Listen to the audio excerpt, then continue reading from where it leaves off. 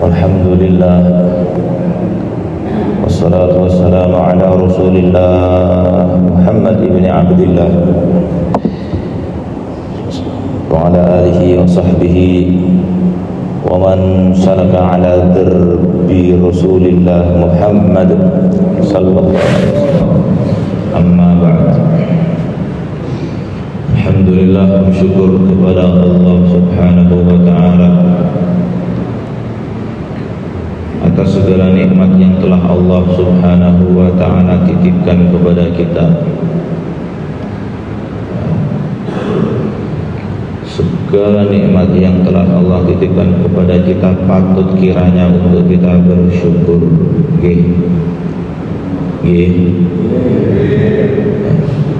Wa in ta'uddu ni'matallahi la tuhsuha. Bila engkau menghitung nikmat yang Allah berikan kepada kita, maka kata Allah, tak kira kau bisa menghitungnya.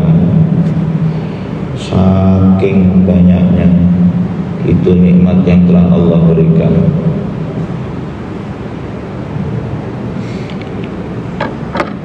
Nikmat bisa berkedip. Berapa kedipan mata yang Allah berikan kepada kita di setiap harinya. Dan itu sampai hingga kini, hingga subuh ini pun barangkali belum kita syukuri. 1 menit aja kita nahan gak berkedip. Pedes mata.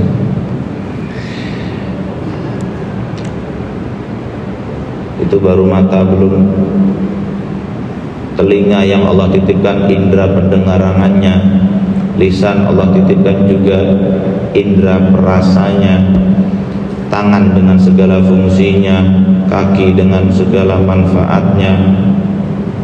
Allah titipkan kepada kita, Allah berikan kepada kita. Bahkan sekalipun kita sering kali berdoa gak pernah minta, ya Allah izinkanlah ini mata untuk berkedip, ya Allah izinkanlah ini tangan agar bisa merasakan apa yang dirasakan oleh manusia. Kita gak pernah minta, tapi Allah beri. Karena itu patut kiranya untuk kita bersyukur dengan ucapan Alhamdulillah. Kalau kita sudah pandai bersyukur, maka janji Allah, la in syakartum la azidannakum. Jangan menuntut ini itu dulu. Syukuri dulu apa yang Allah titipkan, apa yang Allah beri. Baru dengan sendirinya, sekalipun kita tidak meminta, Allah bakal tambah, Allah bakal tambah, Allah bakal tambah. Allah la yukhliful mi'ad, dan Allah gak pernah dusta, Allah gak pernah ingkar. Jemaah subuh majelis mukminin dimuliakan oleh Allah, yang sangat-sangat saya takzimi, yang sangat-sangat saya hormati.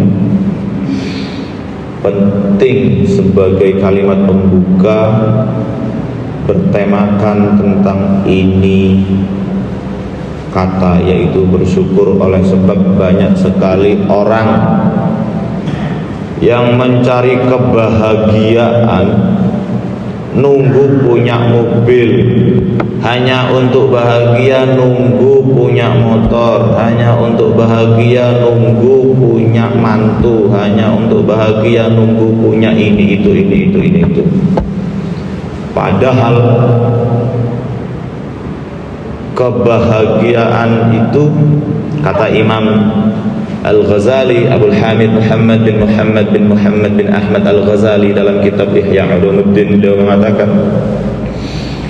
kebahagiaan itu sama sekali tidak bersentuhan dengan unsur materialistik, sama sekali. Banyak sekali mereka yang tidak dititipi harta tapi hatinya bahagia. Lebih banyak lagi mereka yang dimilikinya mobil, tanah sekian hektar, motor sekian unit, ya, anak sekian banyak, ya, tapi jauh daripada kata bahagia. rentan keharmonisan daripada keluarga yang dibangunnya. Itu dalih sekaligus bukti bahwa bahagia sama sekali nggak bersentuhan dengan unsur materialistik, sama sekali.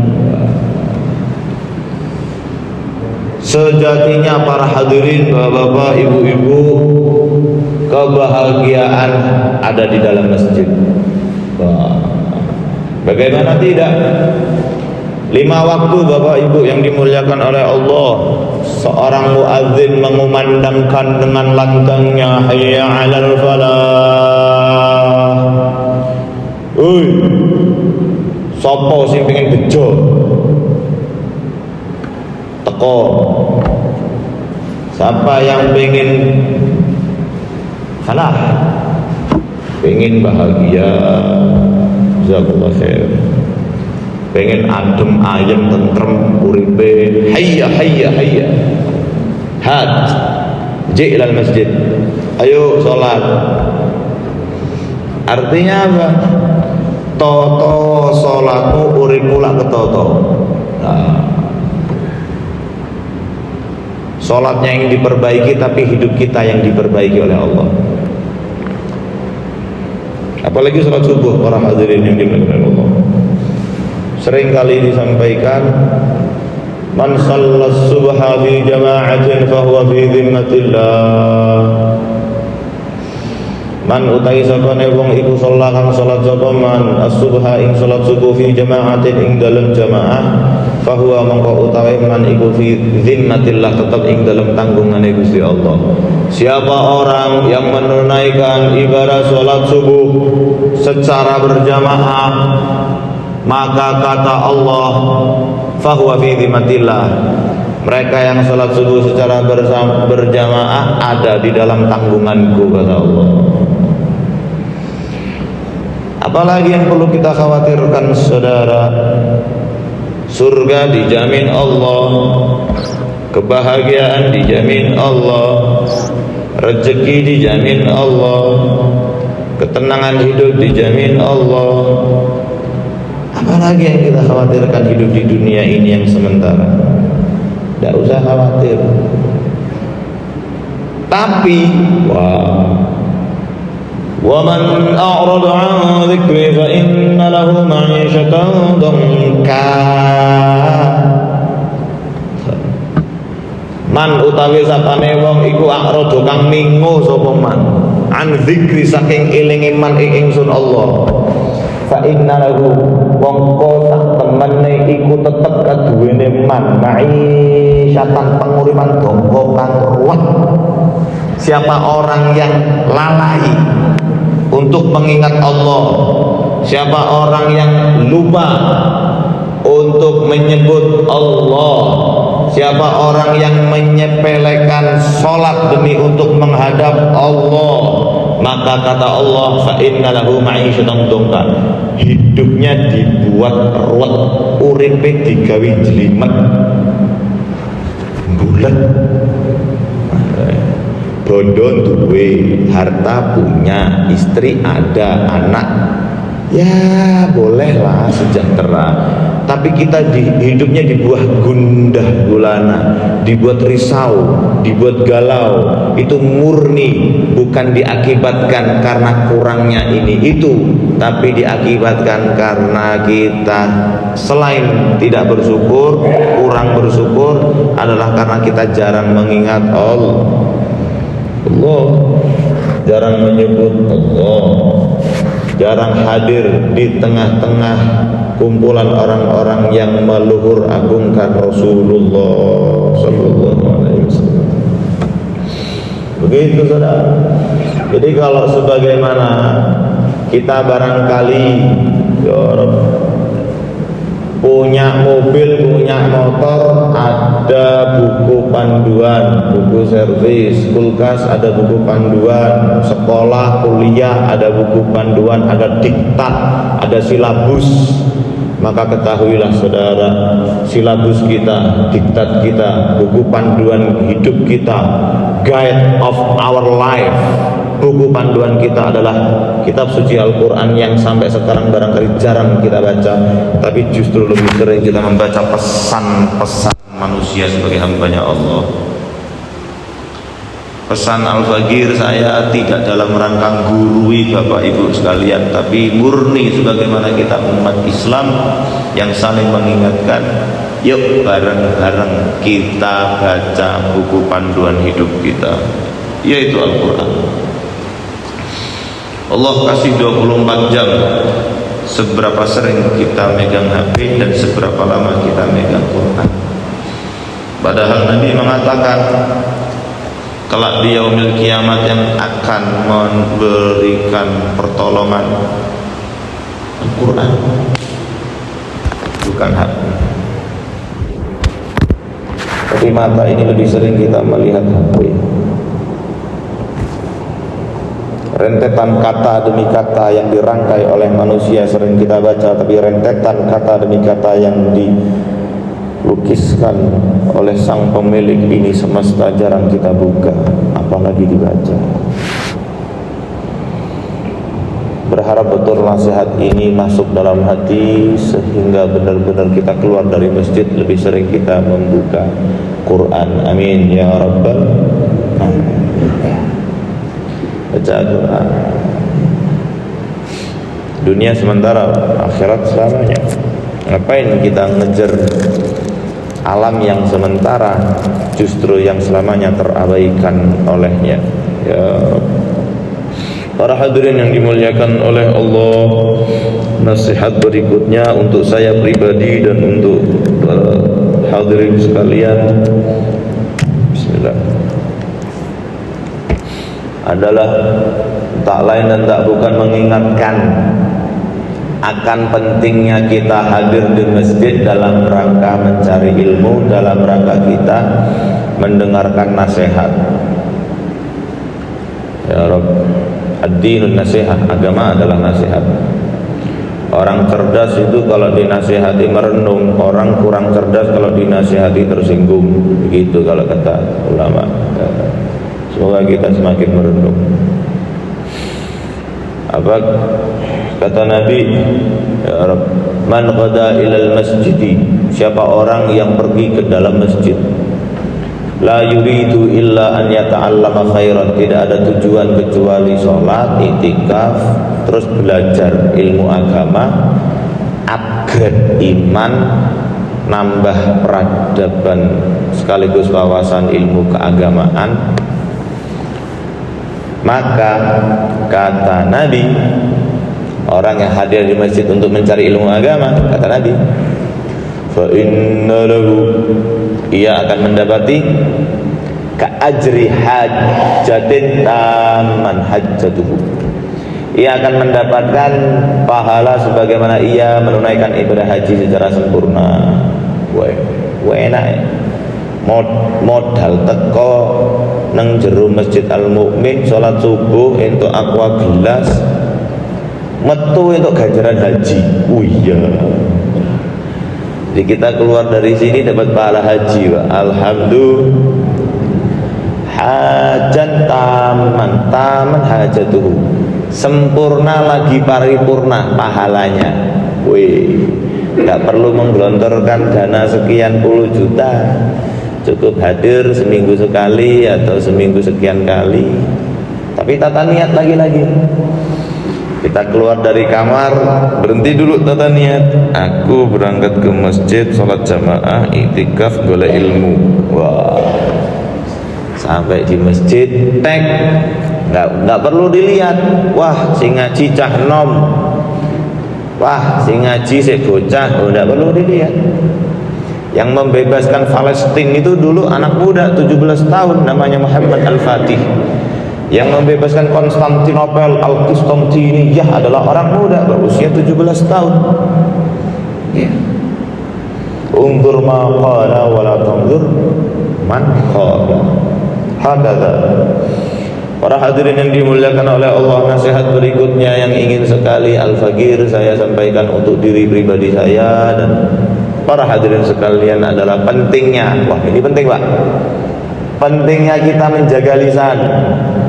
Sekali lagi, kembali dalam buku panduan hidup, yaitu Al-Quran. Allah berfirman dalam Al-Quran, Ya ayyuhalladzina amanu jtanibu katsiran minadh-dhanni inna ba'dadh-dhanni itsmun wa la tajassasu wa la yaghtab ba'dukum ba'dha ayuhibbu ahadukum ay ya'kula lahma akhihi maytan fakarihtumuh. Yang perlu untuk Al-Fakir saya garis bawahi adalah ojo ngrasani. Apa Pak? Ojo ngrasani. Dosa kita nih. Belakangan ini Pak, ya, ngrasani, barangkali orang yang belum tahu bahasa Jawa, janganlah engkau menggunjing, kata Al-Quran, kata Allah, bukan kata saya, bukan kata Sihabullah Muzaki, bukan. Kata Allah, saya menerjemahkannya ya. Kata Allah, kalian semua selaku hambaku, ojo ngerasani, janganlah kamu menggunjing. Janganlah kamu menggunjing. Kalau saya pernah membaca kitab Az-Zawajir 4 jilid karangan daripada Al-Imam Ibnu Hajar Al-Haytami, beliau mengatakan satu di antara sekian banyak pelaku dosa besar adalah al-ghibah, ngerasani, menggunjing, menjelek-jelekkan orang lain, di mana orang tersebut gak ada, membicarakan keburukan orang lain. Itu pelaku dosa besar.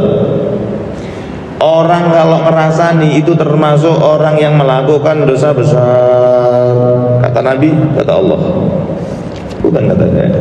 Nah, lebih ngeri lagi Pak, di kitab ini dan beberapa kitab yang lain. Ini kitab At-Tawbih wa Tadbih lil Imam Al-Hafidh Abdullah bin Muhammad bin Ja'far bin Hayyan. Beliau mengatakan, ya Allah, ngeri nih. Allahumma shalli ala Muhammad. Saya bacakan Pak. Nabi mengatakan, iyyakum wal ghibah, takutlah kamu, hindarilah kamu, jauhilah kamu dari sifat ngerasani, membicarakan keburukan orang lain. Jauhi.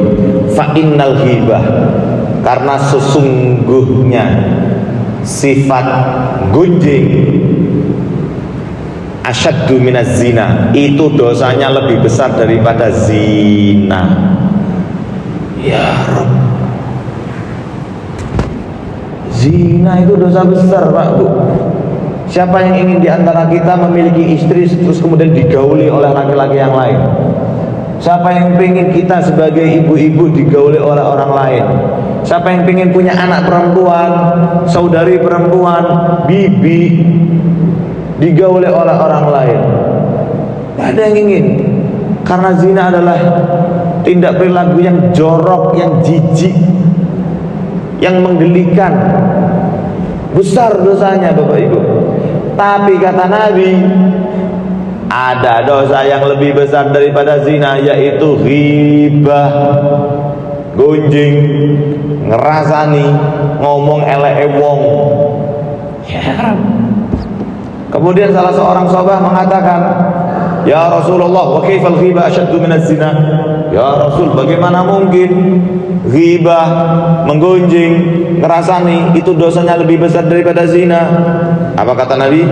Innar rajula qad yazni thumma yatuba fayatuba Allahu alaihi. Orang itu kalau zina kemudian taubat kepada Allah dan Allah mengkabulkan itu taubat, urusan selesai. Tapi yang kedua Pak Ibu, wa inna sahibal ghibati, orang kalau ghibah, orang kalau gunjing, wong ngelek-ngeleki wong liya, la yughfaru lahu hatta yaghfira lahu sahibuhu. Belum diampuni oleh Allah sampai benar-benar yang diomongin, orang yang dijelek-jelekkan itu memberikan maaf. Sihabullah Muzaki ngobrol sama Pak Ikhwan, misalnya Pak Ikhwan dulu, Pak Slamet ngelola masjid ora godak, mengelola keuangan masjid gak memper, gak pas, laporannya gak sesuai, mosok ini. Sekalipun bener Pak, nggak patut untuk kita omongkan, nggak patut untuk kita bicarakan.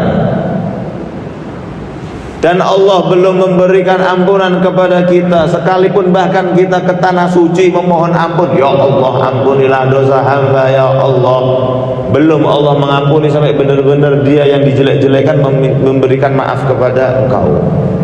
Ya nggak apa-apa, saya maafkan. Kalau belum dimaafkan, maka belumlah Allah memberikan taubat, mengampuni dosanya. Semoga Allah ampuni dosa kita. Dan ini sahih, diriwayatkan oleh Al-Imam Ibnu Abi Asim, saudara. Coba kita flashback 1 hari yang lalu aja. Pernahkah kita membicarakan orang lain? Ya Rabb, semoga Allah ampuni kita, amin. Semoga Allah jaga lisan kita, amin. Ya Rabb. Dosa gede Pak, ngerasani Pak, dosa gede. Nah sekarang begini, kalau memang kita pernah membicarakan keburukan orang lain, maka pertanyaannya, cara bagaimana kita mendapatkan maaf dari dia sedangkan kita malu atau gengsi? Nah, waduh aku njaluk ngepuro izin aku, gengsi aku, terus piye itu? Maka Nabi mengatakan, kafaratul ghibati, kata Nabi, cara bagaimana kita bisa terbebas dari dosa ghibah, kata Nabi, man ightaba rajulan, siapa orang yang membicarakan keburukan orang lain, tsumma astaghfara lahu ba'da dzalika ghufira lahu, memohonkan ampunan kepada Allah untuk si dia, maka itu cukup. Paham ya Pak ya? Halo, saya membicarakan keburukan orang lain, si A namanya, Pak B, si A itu rapas, merenung dalam kesendirian, ya Allah ampunilah dosa beliau ya Allah, ya Allah ampunilah dosa beliau ya Allah, ya Rabb, ya Rabb. Selesai dengan catatan ada upaya untuk meminta maaf, ada ikhtiar, ada ikhtiar. Tapi kalau tidak ada ikhtiar, belum juga. Begitu Pak. Jadi berharap betul kita yang hadir di sini, saya yakin pasti pernah membicarakan keburukan orang lain. Karena itu seringlah untuk kita beristighfar, tapi tidak untuk diri sendiri, untuk orang lain yang pernah kita sakiti oleh karena keburukannya terlontarkan sengaja atau tidak oleh ini lisan Pak. Dan istighfar itu tidak bayar. Istighfar nggak harus kita deposit, nggak harus ke bank, nggak harus sugih, nggak harus kaya, nggak. Dari masjid menuju rumah, lisan ini nganggur, astagfirullahaladzim, ya Allah, lupa kali, astagfirullahaladzim, astagfirullahaladzim. Karena apa Pak? Ada hadis yang diriwayatkan oleh Al-Imam Bukhari, juga diriwayatkan dalam Sahih Muslim, di mana Nabi mengatakan, Nabi mengatakan, sayati, akan tiba masanya di mana hambaku membawa pahala sholat, membawa pahala sedekah, membawa pahala haji, membawa pahala saum puasa, membawa pahala zakat, membawa segudang pahala yang pernah ia perbuat di dunia, tapi dia tergolong, kata Allah, sebagai muflis, orang yang bangkrut. Apa kata Nabi? Yang dimaksud orang bangkrut adalah dia memiliki sekian banyak pahala tapi punya dosa menyakiti orang lain yang dimana itu belum dimaafkan oleh orang tersebut. Hilang seketika Pak pahalanya. Saya misalnya punya pahala sholat, punya pahala ngaji, punya pahala umroh, punya pahala sedekah, punya pahala donasi ke ini masjid. Mau masuk ke pintu masjid dijegal karo sing ngrasani. Sing dirasani kuwi jegal. engko dhisik rasah mlebu swarga. Kowe tau nglarakne aku, dan Allah lah hakim yang paling adil Bapak Ibu. Allah lah zat yang seadil-adilnya keadilan. Allah nggak mau menzolimi hambanya yang terzolimi oleh karena dikotori dengan ucapannya yang menyinggung. Hadirin yang dimuliakan oleh Allah, belakangan ini juga tidak hanya sekedar kita tahu Bapak Ibu terkait dengan apa itu ngerasani, apa itu gunjing, apa itu riba, apa itu dampaknya, bagaimana cara kita menghilangkan dosa. Tapi juga kita haruslah mengetahui bahwa ghibah yang modern itu begini, menggunjing, gunjingan kontemporer itu begini. Umumnya itu begini, setelah tahu bahwa gunjing itu haram, datang sama teman kita, Pak, saya sebetulnya itu nggak mau ngerasani, nggak mau gunjing karena itu dosa. Tapi ini fakta, Bapak itu tuh nggak bener itu, gaya nih, ujung-ujungnya ngomongin keburukan orang lain. Tapi didahului dengan kalimat itu, tapi ini fakta. Lu justru itu kalau fakta sekalipun buruk itu namanya gunjing. Kalau nggak fakta namanya fitnah. Jadi kalau fakta namanya keburukan orang lain yang diceritakan namanya ghibah, kalau nggak fakta namanya fitnah. Fitnah asyaddu minal qatl, lebih besar dosanya dibanding pembunuhan. Padha wae. Dadi elek wong lek bener iku ya ora patut diceritakne. Lek salah opo meneh, apalagi ya Allah. Lah terus kita kalau ketemu orang ngobrolin apa? Ya kan banyak obrolan, Pak. Ini masjid kok sajake enggak rampung-rampung pembangunannya, gimana ya? Kita harus melakukan terobosan apa ya? Wah. Itu Bapak itu Masya Allah itu ya, donasinya kok banyak ya di pembangunan masjid ya. Coba sih disenggol Bapak itu yang ketitipan harta banyak, gimana caranya?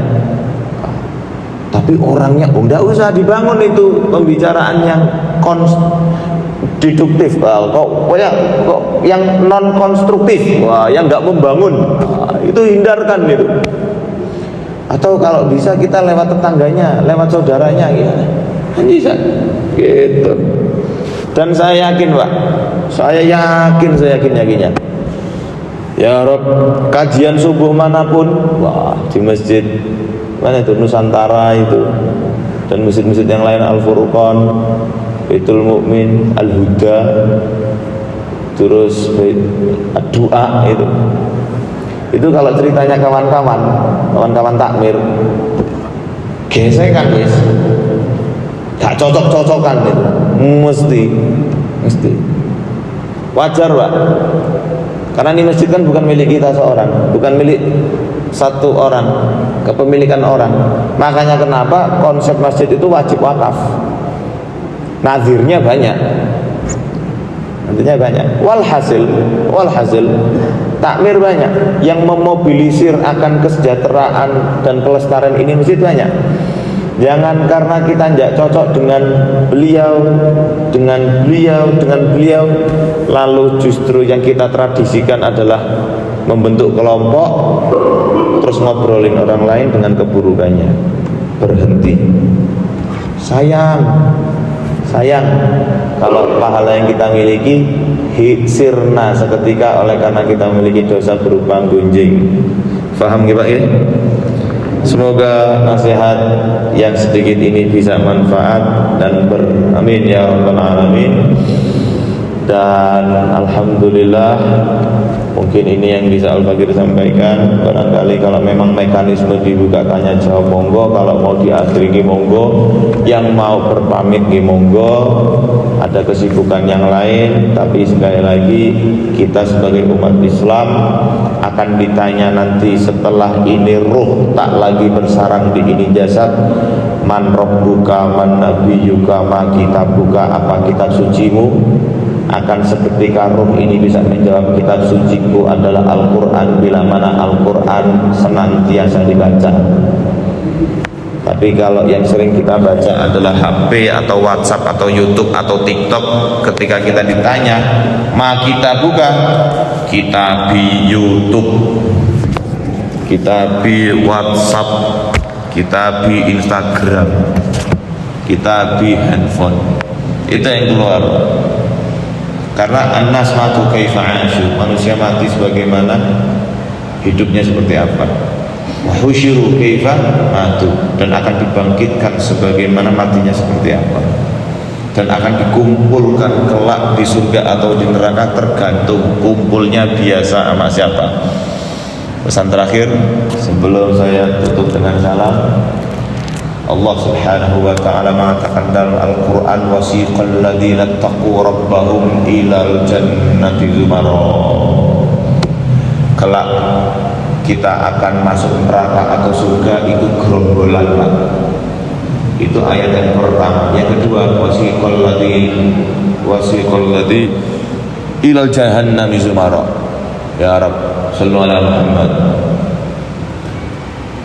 Kita akan masuk neraka atau surga itu gerombolan, Pak. Gerombolan,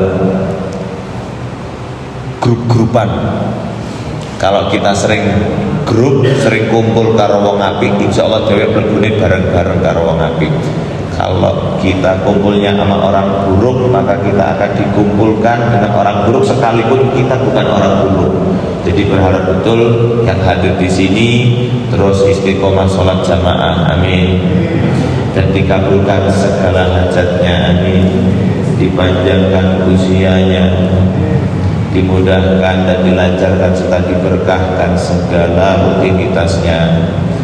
Dan doa terakhir, semoga yang hadir di sini yang barangkali masih terlilit hutang, semoga dilunaskannya.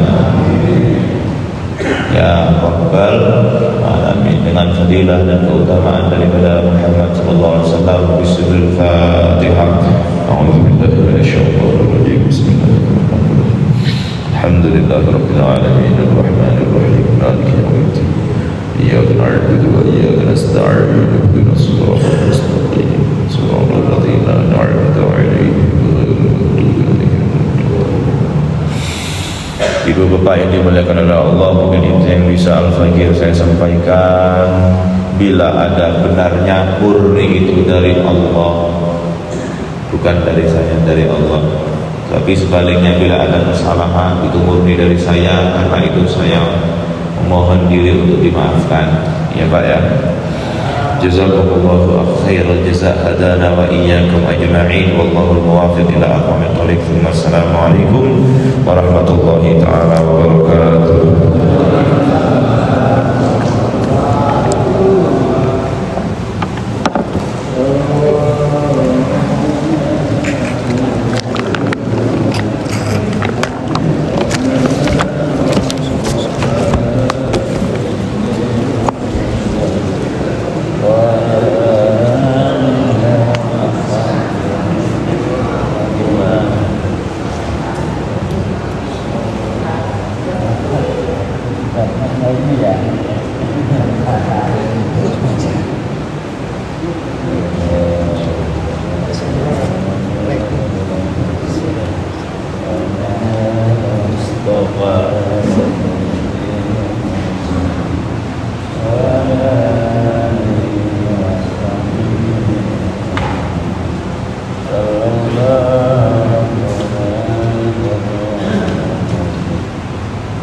Amen.